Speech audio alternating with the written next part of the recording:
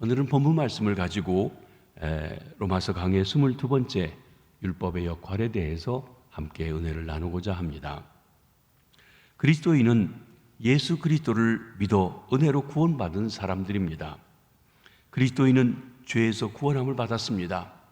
예수 그리스도를 믿는 자는 죄 용서하심을 받습니다. 의롭다 하심을 받습니다. 하나님의 자녀가 됩니다. 그리고 이제는 더 이상 죄의 종이 아니라 하나님의 자녀입니다. 의의 종입니다. 우리의 지체를 하나님께 드려 하나님의 영광을 위해 살아가야 하는 사람들이기도 합니다. 그리스도인은 율법에서 구원함을 받았습니다. 그리스도의 몸으로 말미암아 율법에 대하여 죽임을 당하였습니다. 이제 율법의 구속력에서 벗어났습니다. 율법에서 자유함을 받았습니다. 이제 예수와 함께 살아갈 새 삶을 살아가고 있는 것입니다. 새 삶을 살아가는 우리에게 하나님께서는 성령을 보내주셨습니다. 그러기에 이제 그리스도인들은 율법의 낡은 정신으로 하나님을 섬기지 아니하고 성령이 주시는 새 정신으로 하나님을 섬기는 것입니다. 여기 질문이 생깁니다. 율법이 죄입니까? 하는 것입니다. 죄가 잘못된 것이라는 것은 누구나 쉽게 인정합니다. 죄는 악한 것입니다. 죄는 하나님과 원수되는 것입니다. 죄는 우리를 사망으로 인도합니다. 따라서 죄의 노예가 되어 있는 우리는 죄로부터 자유함을 받아야 됩니다. 죄에서 자유할 수 있는 것 십자가의 능력입니다. 보혈의 능력입니다. 죄에서 벗어나 의의 종이 되고 의의 병기로 드려야 합니다. 그러기 예수 믿고 구원받아서 죄의 사슬에서 벗어나야 한다는 것을 받아들일 수 있는 것입니다. 그러나 왜 율법에서 자유함을 받아야 하는 것일까요? 그렇다면 율법이 죄입니까? 이에 대해서 사도 바울은 결코 그럴 수 없다고 단호하게 대답합니다. 그러면서 율법과 죄의 관계를 오늘 본문에서 소개해 주고 있는 것입니다. 저는 오늘 본문을 통해서 율법의 역할에 대해 말씀드리려고 합니다. 큰 첫째로 율법은 인간으로 하여금 죄를 깨닫게 됩니다. 죄와의 관계에서 율법의 역할을 말해줍니다. 율법은 죄를 알게 해준다고 하는 것입니다. 7절 말씀을 한번 같이 보시도록 하겠습니다. 그런즉 우리가 무슨 말을 하리요? 율법이 죄냐? 그럴 수 없느니라. 율법으로 말미암지 않고는 내가 죄를 알지 못하였으니 곧 율법이 탐내지 말라 하지 아니하였더라면 내가 탐심을 알지 못하였으리라. 율법은 결코 죄가 아닙니다. 악한 것도 아닙니다. 단지 죄가 죄라는 것을 알게 해준다고 했습니다. 로마서 3장 20절에도 율법으로는 죄를 깨달음이라고 한 것과 같은 뜻인 것입니다. 즉 우리의 어떤 행위가 죄인지 아닌지 알려주는 것이 율법이라는 것입니다. 그러기 율법은 죄를 정해줍니다. 율법은 죄를 죄로 규정할 수 있어서 죄인을 죄인이라고 판결 선고할 수 있는 근거가 되는 것입니다. 그러므로 결국 율법은 죄를 알 수 있게 해 주는 것입니다. 탐내지 말라 하는 것은 10계명 중에 10번째 계명입니다. 유대 사람들은 탐내지 말라는 것을 남의 것을 훔치지 말라로 생각하고 남의 것을 욕심내서 자기 것을 만들지 말라라고 하는 것으로 생각했던 것입니다. 그들은 겉으로 드러나는 행동에만 집착해서 남의 것을 빼앗지 않으면 계명을 잘 지키는 것으로 생각했던 것입니다. 그러나 이 계명이 가르쳐주는 근본 정신은 그것이 아닙니다. 마음속에 탐심을 갖지 말라고 하는 것입니다. 탐심, 내적인 것입니다. 곧 욕망, 충동, 유욕 등을 포함해서 하는 말입니다. 그래서 신약에 와서 골로새 3장 5절에 보면 탐심은 우상숭배라고 했습니다. 우상숭배는 하나님이 가장 싫어하는 것입니다. 우리는 형상을 만들어 놓고 절하는 것만 우상이 아니라 내 마음의 욕심을 가지고 어떤 대상이 있어서 그 대상이 하나님보다 앞서고 있고 하나님보다 하나님 위치에 놓여지는 것이 있다면 그것이 우상이 될 수 있다는 것입니다. 사실 사람들은 이 탐심 때문에 우상을 섬기는 것입니다. 마가복음 10장 17절로 27절에 보면 한 부자가 예수님을 찾아와 이야기합니다. 선한 선생님이여, 내가 무엇을 하여야 영생을 얻으리이까? 그는 정확한 질문, 필요한 질문, 유익한 질문을 했습니다. 그러자 예수님께서 말씀하십니다. 계명을 지키라. 그랬더니 이 청년이 말이 자기가 어렸을 적부터 그 계명을 다 지켰다는 것이에요. 얼마나 귀한지요. 그런데 이때 예수님께서는 그의 문제가 무엇인지를 뚫어보시고 말씀하십니다. 내 있는 것을 다 팔아 가난한 자들에게 주고 나를 쫓으라. 이에 그 사람은 재물이 많기 때문에 슬픈 기색을 띠고 근심하고 돌아갔다고 했습니다. 여기 예수님께서는 그 청년의 마음속에 있는 탐심을 지적하고 있는 것입니다. 그는 계명을 다 지켰다고 했지만 실제로 있어서는 율법의 정신을 바로 알지 못했고 있었고 그에게 탐심이 사로잡고 있다는 것을 아셔서 특정하게 그에게 바로 재물을 팔아 남에게 주고 그리고 나를 따르라고 하신 것입니다. 여기서 예수님은 그 청년의 마음속의 탐심을 지적하시면서 이렇게 말씀하십니다. 약대가 바늘귀에 나가는 것이 부자가 하나님 나라에 들어가는 것보다 쉬우니라. 여기 말씀하는 부자는 돈 많은 사람이 아닙니다. 탐심을 가진 사람을 가리켜 말하는 것입니다. 예수님께서 이 하늘나라 들어가기 어려운 부자를 얘기할 때는 돈이 많은 사람은 아닙니다. 돈이 많아도 마음이 가난한 사람이 있고 돈이 없어도 마음이 부자여서 하나님 나라 들어가기 어려운 사람이 있다는 것입니다. 탐심이 죄인 줄 알게 된 것은 율법이 탐내지 말라 하였기 때문에 그렇습니다. 이렇게 율법은 우리의 죄를 알게 해줍니다. 두 번째 율법은 마음속에 있는 욕구를 충동질합니다. 우리 8절을 한번 보시겠습니다. 그러나 죄가 기회를 타서 계명으로 말미암아 내 속에서 온갖 탐심을 이루었나니 이는 율법이 없으면 죄가 죽은 것임이라. 여기 죄가 기회를 타서라고 하는 것은 기회라고 하는 말은 군사적인 용어로 어떤 군사 기지를 설정한다는 것입니다. 즉 앞으로 더 나가기 위한 발판을 닦아놨다라고 하는 것입니다. 그러므로 8절의 뜻은 율법은 죄가 침투하는 발판이 된다 것입니다. 여러분 에덴 동산에서 하나님께서 이 에덴 동산에는 모든 것을 내가 자유롭게 먹어라. 너는 만물의 영장이다. 모든 것을 관리하라 하셨습니다. 생육하고 번성하라 하셨습니다. 그러면서 에덴 중앙에 있는 선악을 알게 하는 나무 열매를 먹지 마라. 생명나무도 그 옆에 있다 하고 알려주셨습니다. 여러분 선악을 알게 하는 나무 열매를 먹으면 죽는다고 말씀하신 계명이 악인가요? 잘못인가요? 그렇지 않습니다. 인간이 살아갈 바른 길을 가르쳐 주신 것입니다. 그것은 죄도 아닙니다. 악도 아닙니다. 그런데 사탄이 바로 하나님이 말씀하신 그것, 선악을 알게 하는 나무 열매를 먹지 말라고 한 그 말을 하와에게 충동해서 그것을 발판으로 해서 하와를 충동질해서 선악과를 따먹게 했다고 하는 것입니다. 아담과 하와 이래로 인간들은 항상 하라고 하는 것은 하고 싶지 않고 하지 말라고 하는 건 하고 싶습니다. 그게 바로 뭐냐면 율법이 하라고 하는 것은 하지 않으려고 하고 하지 말라고 하는 건 하려고 하는 것으로서 죄가 우리들로 하여금 하나님의 명령에 대해서 거스리는 마음들을 주고 있고 우리에게 다가오는 모습인 것입니다. 아프리카의 성자라고 불리워졌던 어거스틴, 그는 한때 방황하고 방탕하고 청소년 때 사생활을 낳고 만이교에 다니기도 했던 그가 훗날 그리스도를 영접하고 자기 삶을 돌아보면서 참회록을 썼습니다. 고백록이었습니다. 그러면서 그 속에 낱낱이 자기 삶을 돌아보며 회개하는 글을 쓰게 됐는데 그 삐뚤어진 본성에 대해서 좋은 예를 우리가 이렇게 들어준 것이 있습니다. 그는 16살 때인 어느 날 밤에 그는 사춘기의 장난꾸러기 일당들과 함께 배밭에 가서 배나무를 흔들어서 배를 다 따가지고 버렸다고 하는 이야기가 있습니다. 도둑질했다는 것입니다. 그는 배가 고파서 배가 먹고 싶어서 그렇게 한 것이 아니라는 것입니다. 그들은 배를 모두 다 해가지고 돼지에게 던져 주었다는 것입니다. 배를 도둑질한 이유를 이렇게 기록합니다. 나는 충분히 그리고 훨씬 더 좋은 것을 갖고 있었지만 그것을 훔쳤다. 내가 바란 것은 도둑질해서 얻게 될 무엇이 아니라 단지 도둑질이나 잘못된 일을 할 때 얻는 짜릿한 흥분을 즐기는 것이었다 그랬습니다. 여러분 때로 사춘기에 있는 젊은이들이 하지 말라고 하면 그걸 해가지고 거기서 스릴을 느끼고 하는 그런 것 같은 마음들이에요. 그게 곧 죄성이요. 하지 말라는 것을 하는 그 율법을 통해서 역사하고 있는 것입니다. 그러면서 그는 이렇게 자문했습니다. 허용되지 않았다는 이유 외에 다른 이유 없이 불법의 일을 즐기는 것이 과연 가능했을까 하고 말입니다. 하지 말라는 것을 하고 싶어하는 충동 때문에 그런 짓을 했다고 고백하고 있는 것입니다.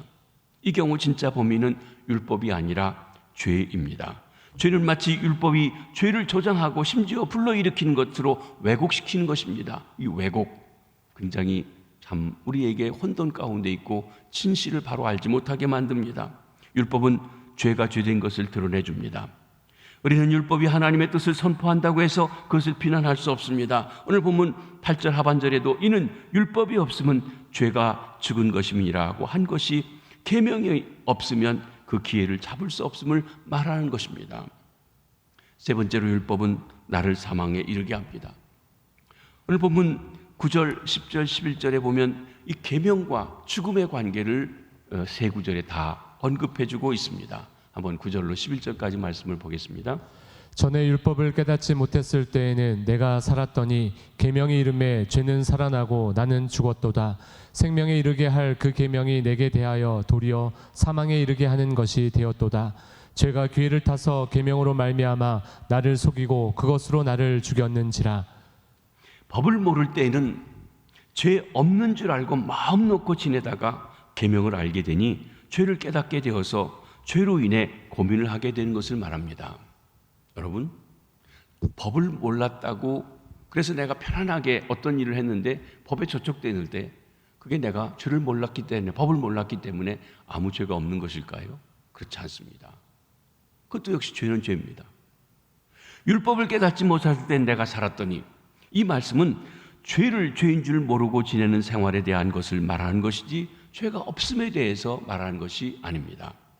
또 계명의 이름에 죄는 살아나고 나는 죽었도다 하는 것도 없던 죄가 생긴 것을 뜻하는 것이 아닙니다. 모르고 지나던 자기에게 숨겨져 있던 죄를 깨닫게 된 것을 말합니다. 그러니 이거 정말 내가 죄가 많구나, 큰일 났구나 하는 가책을 받게 됩니다. 이것이 나는 죽었도다 탄식하는 것입니다. 여기 죽었다고 탄식하는 이 죽음은 그리스도의 십자가에 연합해서 죽는 죄의 죽음과는 달리 죄로 인해서 오는 고민을 말씀하고 있는 것입니다. 우리가 하나님의 말씀인 성경을 공부하면서 하나님이 나에게 요구하는 것이 무엇인지 깨달으면 깨달을수록 내 안에서 무서운 죄를 발견하게 됩니다. 그리고 전에는 죄라고 느끼지 못했던 아주 세미한 것까지도 죄구나, 잘못이구나, 허물이구나 하는 것을 깨닫게 해주는 것입니다. 과거에 하나님 앞에 범한 죄, 예수 믿고 나서도 잘못된 죄가 얼마나 무섭고 흉측한 것인지 알게 해줍니다. 이때 나는 죽어버리고 죄가 살아나는 것입니다. 그런데 이 죄에 대한 고민을 바로 하게 되면 그리스도를 찾게 됩니다. 죄를 해결해 주실 분을 구하게 된다는 것입니다. 그 은혜를 구하게 됩니다. 그래서 생명에 이르게 됩니다.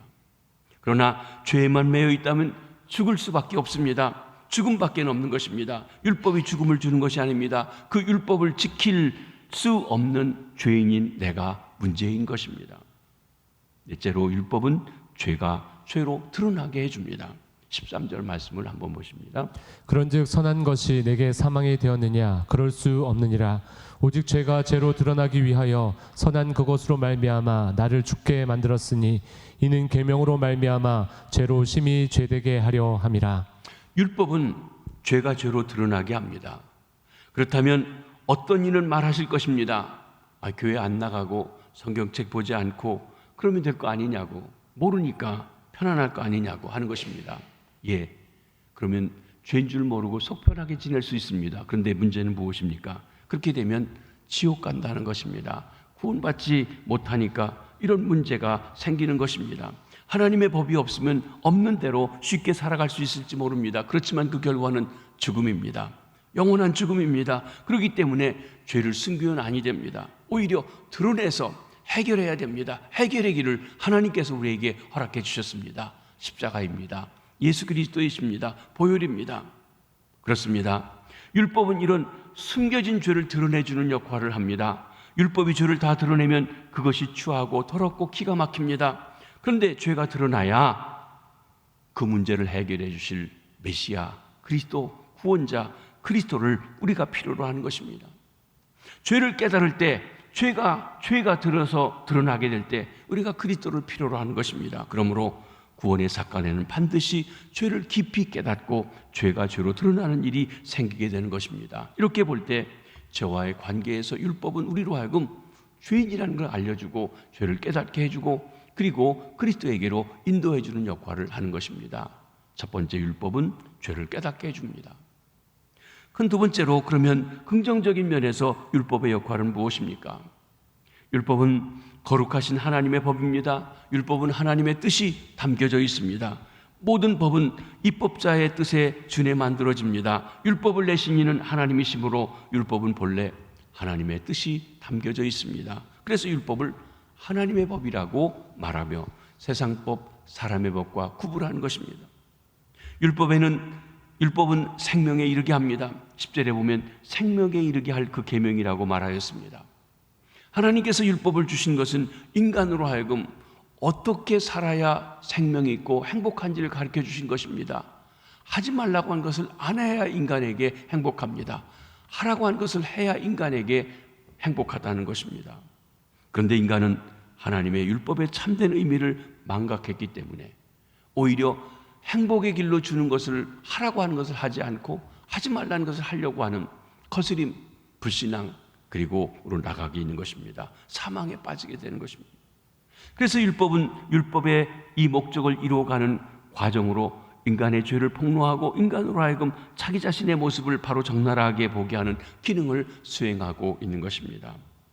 율법은 거룩하고 의롭습니다. 12절에 보면 이로보건대 율법은 거룩하고 계명도 거룩하고 의로우며 선하도다.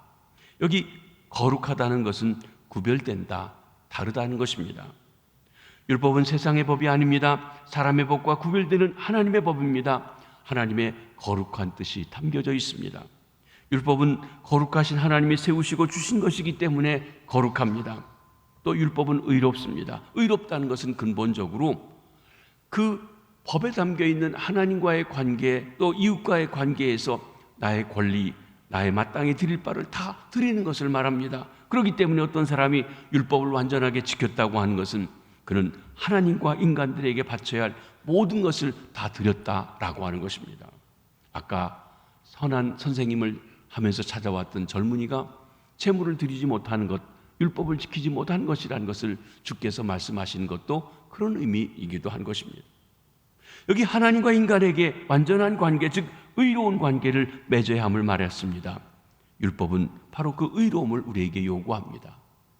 나가서 율법은 선합니다. 왜냐하면 율법은 사람을 선하게 하려고 제정되었기 때문에 그렇습니다.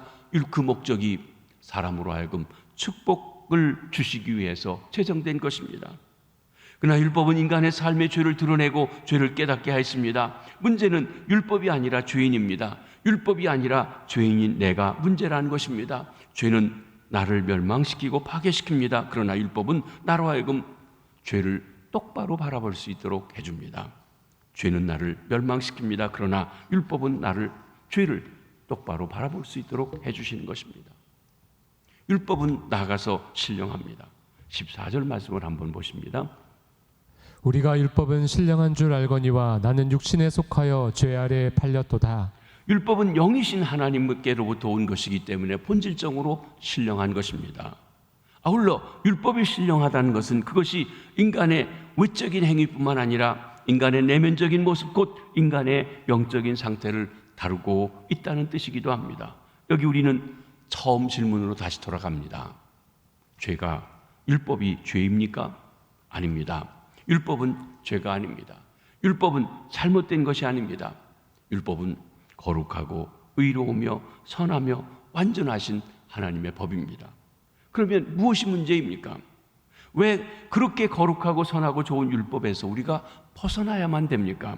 그것은 하나님의 법인 율법이 잘못되어서가 아니라 율법을 지킬 수 있는 인간이 하나도 없기 때문에 율법이 우리에게 축복을 주기보다는 고통을 주고 있다고 하는 것입니다. 죄는 우리에게 사망을 줍니다. 저주와 파멸을 줍니다. 그래서 절망하게 하고 고통스럽게 합니다. 그러나 율법은 다릅니다.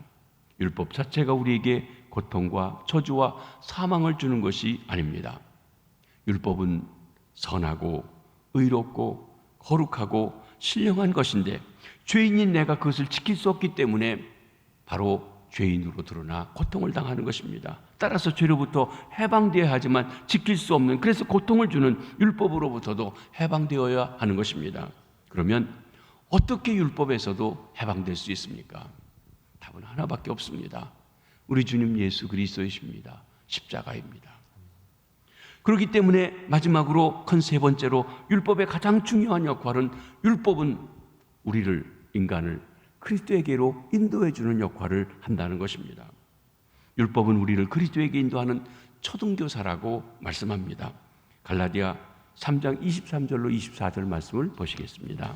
믿음이 오기 전에 우리는 율법 아래에 매인 바 되고 계시될 믿음의 때까지 갇혔느니라. 이같이 율법이 우리를 그리스도께로 인도하는 초등교사가 되어 우리로 하여금 믿음으로 말미암아 의롭다함을 얻게 하려 함이라. 여기 율법의 역할을 초등교사라고 했는데, 오늘날 우리가 초등학교 교사 이렇게 생각하시면 안 됩니다. 그 당시의 배경을 좀 이해하셔야 됩니다.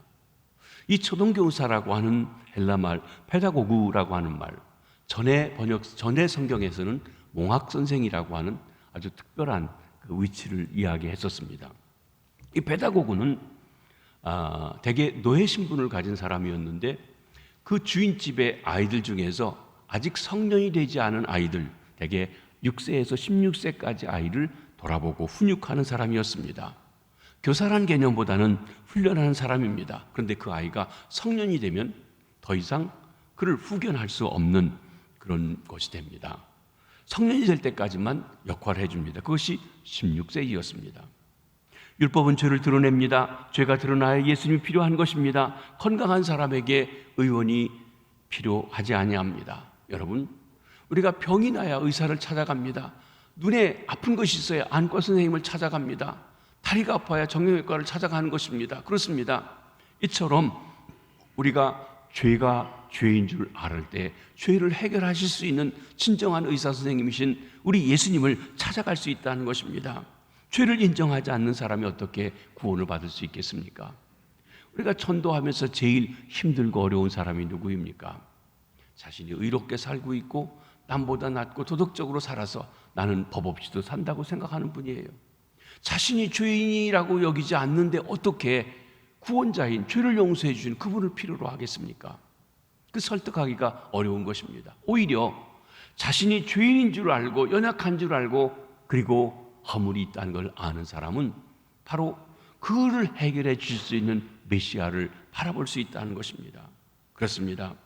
율법에 의해 죄가 드러나면 죄를 씻겨주시는 분, 죄를 해결해 주실 수 있는 분, 곧 그리스도를 찾게 됩니다. 여러분, 집에 누군가가 띵동하고 찾아서 문을 엽니다. 어린아이가 엄마하고 같이 나갑니다. 그런데 문간에 나갔을 때 문간에 서 있는 사람이, 집에 찾아온 사람이 아주 험상궂게 생겼고 무섭게 생긴 사람이 있으면 아이는 어떡합니까? 엄마 품에 더 가까이 갑니다. 엄마 치마끈을 갖고 더 가까이 다가가는 것입니다. 율법 안에서 나의 죄가 얼마나 무서운가를 보면 볼수록 우리는 예수님을 바짝 끌어당기게 되는 것입니다. 율법 안에서 자기가 얼마나 절망적인 존재인가를 보면 볼수록 그 사람은 십자가 앞에 더 가까이 나아가게 되어진다는 것입니다. 오직 예수님의 십자가만이 유일한 피난처임을 율법이 깨닫게 해주기 때문에 그렇습니다. 율법은 우리 죄인들을 그리스도에게로 인도하는 초등교사입니다. 몽학 선생입니다. 페다고구입니다. 이는 율법은 그리스도께서 오시기까지 잠정적으로 존재하는 하나님의 법이라는 것입니다. 그래서 그리스도 안에 들어간 사람에게는 사실은 율법이 우리에게 그 길을 가르쳐 주지만 율법을 통해서 의롭게 되어지는 것은 아니라고 하는 것을 말씀하는 것입니다. 그러면 율법이 우리를 구원할 수 있습니까? 아닙니다. 할 수 없습니다. 절대로 할 수 없습니다. 그럼에도 불구하고 많은 사람이 예수를 믿고 율법적으로 바뀌어집니다. 그리고 끊임없이 사람들을 정죄합니다. 율법은 뭡니까? 해라 하지 말라예요. 사람을 볼 때 너는 왜 이거 하라는데 안 하냐? 너는 하지 말라 왜 하냐? 하고 자꾸 정죄한다는 것이에요. 하나님이 만약에 율법을 가지고 우리를 정죄한다면 우리가 설 수 있는 사람이 없다고 했습니다. 하지 못하는데도 받아주시고 그리고 하지 말라는 것 하는데도 우리를 받아주셔서 다시 하나님 앞에 살아갈 수 있도록 해주신 것입니다. 그렇습니다. 예수를 믿으면 그 은혜가, 보혈의 피가, 성령의 역사가 우리를 새 사람을 만들어주시고 거듭나게 하시고 이제는 새로운 방법으로 하나님을 섬기고 나아가게 해주십니다. 우리는 옳으냐 그르냐 하는 이 문제를 가지고 인류는 끊임없이 싸우고 있습니다. 그런데 그것이 해결의 길이 아닙니다. 오늘 우리 사회에도 문제가 무엇입니까? 네가 옳으냐 내가 옳으냐, 심지어 75년 전에 있었던 문제까지 끄집어내어서 그때 틀렸다, 바꿔야 된다, 뒤집어 엎어야 된다 하는 일들을 하면서 우리가 혼돈과 어려움 속에 있는 것입니다. 주님은 우리 잘못한 것을 눈 감아 주시는 것이 아니라 그것을 회개하고 그리고서는 이제는 다시 새롭게 살아갈 수 있는 길을 주시는 것이 우리 하나님이십니다. 우리에게 해결의 길이 있습니다. 무엇입니까? 길이요 진리요 생명이신 우리 주님 예수 그리스도, 그분이 우리의 해결이십니다. 그리스도는 율법의 마침이십니다. 로마서 10장 4절은 율법과 그리스도의 관계에 아주 중요한 구절입니다. 한번 보시겠습니다. 그리스도는 모든 믿는 자에게 의를 이루기 위하여 율법의 마침이 되시니라. 여러분, 내가 율법을 지켜서 구원받은 것이 아닙니다. 율법을 이루시고 율법의 마침이 되신 예수 그리스도를 믿음으로 그분을 의지하여 구원을 받은 것입니다. 예수님은 율법을 온전히 이루신 분이십니다. 여러분, 예수님께서 율법 아래 오셨는데 그 율법을 어겼다면 그 어긴 것이 죄가 되어서 자기 죄로 죽으시는 것이에요. 그런데 그것을 완성하셨습니다. 예수 그리스도가 율법의 마침이란 말, 이 마침이란 헬라어 언어는 텔로스라고 하는 말로 되어 있는데, 이 텔로스라고 하는 말은 끝, 엔드, 마지막이라는 뜻도 있고, 목적, 율법이 목표하고 있는 골이 뭐냐면 그리스도라고 하는 뜻도 있고, 율법의 완성, completion이라는 뜻입니다. 그리스도는 율법의 완성이시다는 것입니다. 저는 개인적으로 완성이라는 말을 좋아합니다. 그리스도는 율법의 마침이요 목적이십니다. 예수 그리스도 안에서 율법은 완성되었습니다. 예수 그리스도 안에서 율법의 요구는 의가 되었습니다. 그래서 율법을 완성하신 주님 앞에 내가 들어가게 될 때 하나님께서는 그 예수님을 보고 나를 의롭다 받아주시게 되는 것입니다. 그러기에 진정 율법의 의는 이제 예수 그리스도를 믿는 자들을 의롭다 선언하시게 된 것입니다. 그래서 율법의 마침이 되신 예수 그리스도를 모르는 분은 진정 율법을 알지 못하는 것이 되는 것입니다. 하나님은 우리를 하나님의 자녀로 삼아주시고 우리의 허물, 우리의 약점, 우리의 실수를 다 씻어주시고 이제는 성령님을 보내사 성령님의 역사 속에 하나님 말씀을 깨달아 살아가며 그리스도의 형상, 그리스도의 온전한 형상이 이루기까지 우리를 이끌어 가십니다. 은혜로 말입니다. 때로 주님을 믿고 살아가면서도 실수하고 넘어질 때도 다시 일으켜 주시고 또 기회를 주시고 그러면서 조금씩 우리를 변화시켜서 그리스도의 장성한 분량에 이르기까지 인도해 가시는 것입니다.